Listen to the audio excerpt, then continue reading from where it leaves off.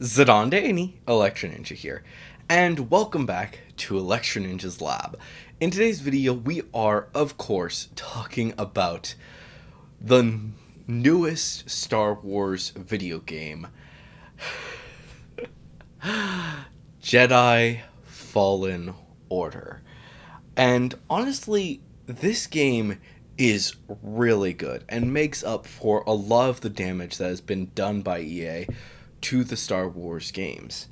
For honestly a while now, the best of the Star Wars games were the, well, the Lego games, which it's a bit disappointing that that is the golden standard as of right now. But honestly, I think that Jedi Fallen Order has really made amends for a lot of the problems that have happened with the other games. Um, Firstly, we have obviously. Let's actually briefly discuss the problems that arose because of the other games. Firstly, the probably most well known games are that of Knights of the Old Republic and just the Old Republic. Both of these games were honestly well received at the time, but have fallen flat, especially recently, with a lot of their stories just kind of being meh, especially considering the fact that, well, now most people know that those ones aren't canon anymore, or are likely to not be considered as much canon as they used to be. Really, the best games, like I said, were the Lego Star Wars games, which, let's just be honest, Lego games are honestly just amazing. And personally, I'm excited to see what the Skywalker saga actually has in store for us. So you can expect that to have its own review when it comes out. But yeah, the other games that come to mind are obviously the Force Unleashed games, which obviously, yes, they are still talked about nowadays, but again, they're not really considered canon anymore. Could they possibly still connect?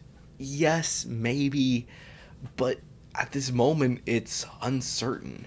And now that now that certain things have happened, it's honestly unclear to me if the Force Unleashed games will ever be considered canon again. They've honestly had so much that changed with them that I don't know. And on top of that, as far as I'm aware, they weren't well received games in the slightest. So, yeah, it's a bit disappointing, but that is the case. And of course, we all know about Battlefront and EA's. Oh boy, EA's position with all of the loot boxes. I know that things have changed since then, but it's responsible for a lot of the loot box changes that have happened since then. So, I mean, we should thank them for making those problems because now things are getting better with loot boxes and other gotcha game type things. But they they were a serious problem early on. But luckily, we do now have Jedi Fallen Order. And that's what we are supposed to be talking about in this video. And honestly, I think that this was actually a really well made choice. Honestly, around now, a lot of people have been getting really interested, and around when this game came out, which I'm not 100% certain when, 2019 apparently. But at this point, Star Wars is kind of going into a new direction. Less focused on the Skywalker and stuff like that, and more focused on seeing what the rest of the world has to offer. I mean, we've had amazing, and I mean amazing shows from things like the Clone Wars, which I know did have a lot of stuff with Anakin and Padme and Obi-Wan and all of them. But in truth, a lot of what made that series great was actually the stuff that didn't focus on Anakin or Padme or Obi-Wan or really any of the main cast, but instead introduced new characters to really intrigue the audience. For myself, I absolutely love the Plo Koon stuff, and as well as obviously the Padawan stuff. Seeing those the Padawans getting their lightsabers is honestly a truly amazing part. Which I, after seeing that, I was just like, I since I hadn't seen that in a while, I rewatched that and was wondering if maybe it's Cal or Kanan, which no, it is not. They are not connected at all. So thank goodness for that. But at the same time, it's really interesting. And then there was obviously Rebels, which has blown away a lot of fans and is probably one of the best series that they've created up until now, which is actually the closest game or the closest series to Rebels or to Fallen Order. Fallen Order and Rebels kind of go hand in hand because both series have a common enemy. Rather than focusing on Darth Vader himself, Darth Vader remains in the background, kind of like Palpatine was in the original trilogy, to now focus on a new enemy, the Inquisitors. And getting to see the Inquisitors is honestly so much fun. Obviously, we have the four Inquisitors that we get to see in Rebels, but on top of that, now with Jedi Fallen Order, we do have two extra sisters of the Inquisitors, and honestly, both characters are really well designed and really help to explain what is going on with the Inquisitors. The Inquisitors remain basically hidden, uncertain as to what exactly happened to them in the original Rebels. All we see is that they're dark and mysterious people who are, at least it's clear that they used to be Jedi, but we're not exactly certain exactly why. Fallen Order gives us that chance by introducing us to the Padawan of one of our main characters and realizing just what they've done to these Inquisitors to make them evil. They were just Jedi, good Jedi who cared about people for a long time, and then suddenly Darth Vader happened and he tortured them. He had other people torture them just to turn them to the dark side, to make sure that all of these people are in pain. It is honestly so interesting to actually see all of this, especially knowing that with all of the background that has come from the other games, we now can see more and more about who Darth Vader has become. In the original trilogy, Darth Vader is kind of just there. No one, obviously he's a threat, but we don't know why he's a threat as much as, like, obviously he's done evil things, but in this we actually get to see the evil that he's done. We get to see what he has become over this time. Yes, we see some of that in things like Rebels, but in Jedi Fallen Order, we actually get to see what he's done to these people. And it makes me at least wonder if perhaps, just maybe, some of these Inquisitors are actually in a much, much worse place. And now we know that Cal could have become one of them, or even Kanan, or anyone that we've seen in the series could have just ended up becoming one of them. Even Luke could have ended up becoming one. Maybe, obviously, he could have replaced his father and become the second Sith Lord, the apprentice Sith Lord. Or the two of them could have killed the Emperor, and then he would have become the second Sith Lord, and his father, Darth Vader, would have become the first Sith Lord. It's honestly just all confusing, but it's important to realize that any of this could have happened very, very easily. Now, obviously, another thing that comes to mind is the other characters on the box art. Obviously, we can see that there's troopers and stuff like that are really important, as well as Cal, who's, well, let's be honest, he's the main character. But there are four other main characters, I guess, to be completely honest. Obviously, we have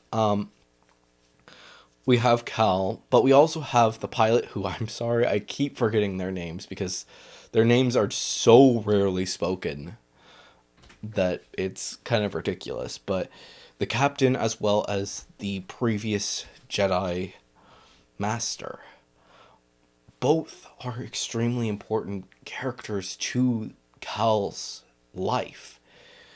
The pilot, even though he may just take them around, he's a role model to him.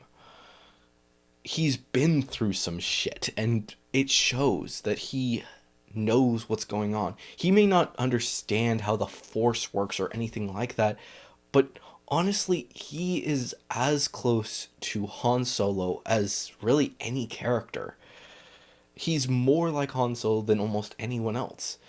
As for, I think her name's Circe or something like that, basically the master, she's not really like anyone we've seen before. Because while she does teach Cal to a certain degree, she's not the one who taught him everything he knows. Instead, it was his previous master, who has died. And Cal is just trying to figure out how the heck to get his powers back. The powers that he's lost for a long time. It remains to be seen exactly how things are going to play out for him. But honestly, they work together. She's not necessarily his master because, in truth, Cal is a Jedi Knight. He's learned the tricks. He's learned what he needs to know because of his time during the Clone Wars, working alongside his master. Just like Ahsoka did in the Clone Wars series, Cal did the exact same thing with his master, only he is slightly younger and has to go through this stuff as a much younger apprentice. And now that he's older and has matured and learned things from just living his life, he's now ready to take on the responsibility of becoming a Jedi Knight fully and becoming a new master. Cal makes hard decisions that are honestly insane to think about. And while there are certain connections, I think that this is actually something else important. Something has always kind of bugged me about, well, the sequel trilogy. Why is it that Luke just stayed alone for so long? And honestly, it makes me realize now that perhaps they are now forming three distinct Jedi orders. Not just one Jedi order. That's something important to actually realize, is that back during the Knights of the Old Republic, as well as just the Old Republic in general, there wasn't just one Jedi Order.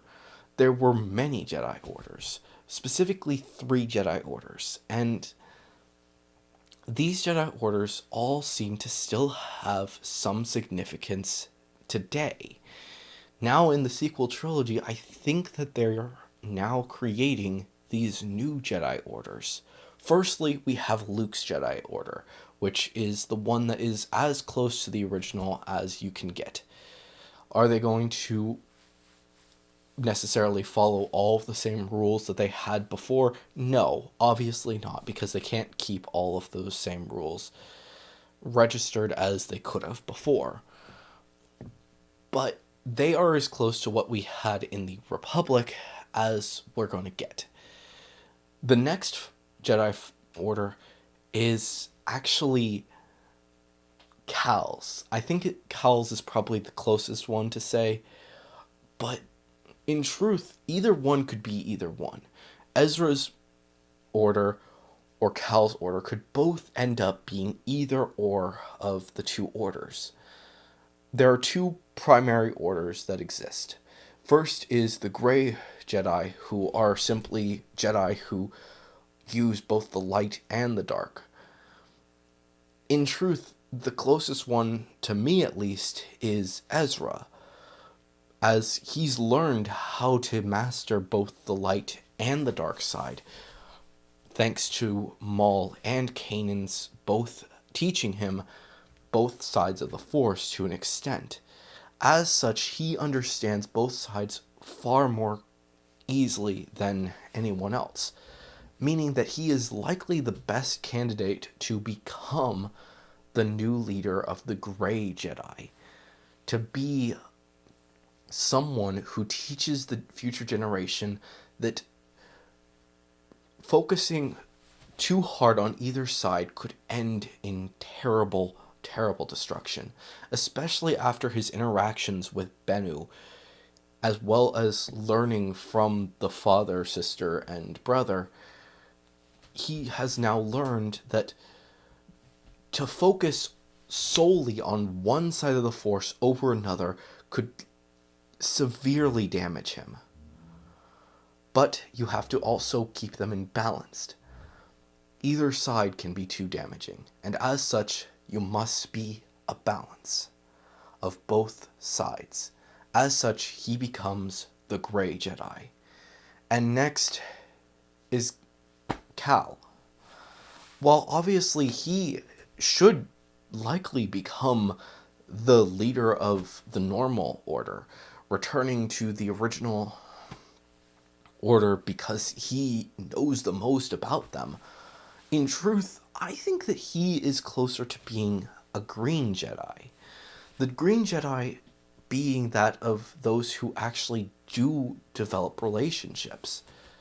They have families. They're not necessarily with the light or the dark, but while they do focus more on the light, they have a balance. Again, in truth, Cal is probably the closest to actually realizing this. Because unlike Ezra, who was trained under strict methods by both of his teachers, I believe that Cal's personal training that he's taught himself basically is more equivalent to that of the Green Jedi. And through his training, he can actually continue to be a truly great Jedi. And eventually, he will be the leader of these Green Jedi. Cal is honestly probably the best candidate for this. Now, obviously then there is the question of what's next for these three heroes. And honestly, I think that there is a sequel in the works, where all of these heroes come together to work together to create a new Jedi Order, to take the different students of the Force, bring them together, but also separate, to realize that there are different ways of teaching and create the multiple orders, which will, through them, save many more lives than we could ever imagined. And yeah, I know that this is different from a lot of my usual show it some loves and closer to that of a theory video. But honestly, I think that that was kind of necessary for Fallen Order, because unlike other games where you actually can talk about the gameplay and all of these things, the game in itself is relatively unimportant compared to what the story has in store for us. Unlike the gameplay has almost is just a standard gameplay, quick action based combat, and that's it. There's really nothing else that needs to be expressed through this game besides the story. The story of these characters. Yes, it has its open worlds, and yes, it's not necessarily exactly open world, but you get my point, is that it is open world. And through its openness, it changes and can tell a story in a new and interesting way. A way that I think a lot of us are looking forward to seeing how it continues. But anyways, guys, hopefully you've enjoyed this video. Hopefully you will give Jedi Fallen Order a chance and go play it. Because if you are a Star Wars fan, this is honestly a game that really does deserve to be in your library. Along with, obviously, continue to watch all the shows. Because soon, you're really going to want to know what's happened in the past. Because things are about to get crazy. But anyways, guys, I have been Electro Ninja. Hopefully you've enjoyed this video. Please leave a like if you enjoyed this video. Leave your thoughts and theories down in the comments below. And if you leave a theory, make sure to say theory review somewhere in your comment so that we can talk about it in a future video. And of course, if you are new, please subscribe and ring that notification bell. And even if you're not new, but for some reason haven't subscribed yet, please subscribe. It's so easy and so free, but it helps us out a ton. And of course, if you